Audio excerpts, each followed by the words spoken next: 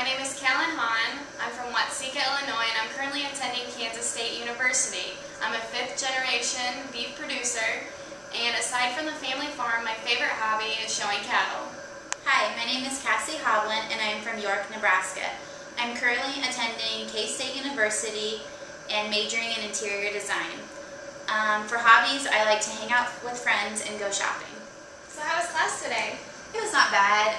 We worked on a project. I'm working on refurnishing this couch of ours and just recovering the couch and decorating her room. How was your class? Good. We went to beef science today, and it was a pretty interesting lecture. What? Beef science? What is that? What are you majoring in again? Animal science and industry. What is that? It covers all aspects of the agricultural industry, and it basically helps you to understand how to promote efficient products that you use on an everyday basis.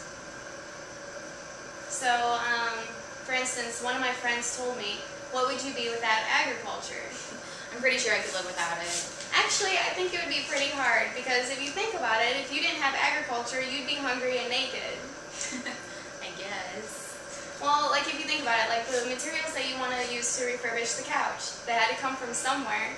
If you think about it, you know, if you wanted to use cotton material, it comes from cotton farmers, and that's all part of agriculture.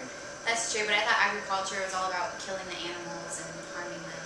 No, not at all. I invite you to come back to our family farm. You should really come out and see exactly what we do.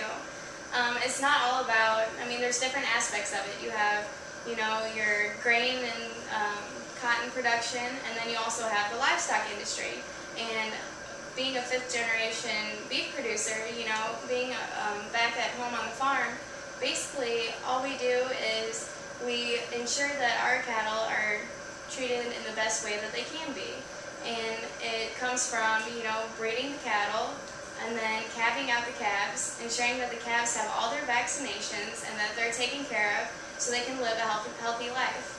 So what do you do with the calves after they're born? You just keep them and feed them? Yeah, we keep them, we feed them out, and then later on they're harvested, and that's where you get your steak like you had last night. That was pretty good. I did like that. Wasn't it? What else do you do with cattle? Like, what is showing cattle?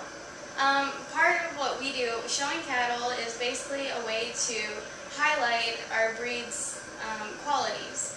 When we go to shows, we have our best heifers that we take and we compete against other cattle all across the country, and it's basically highlighting all their assets.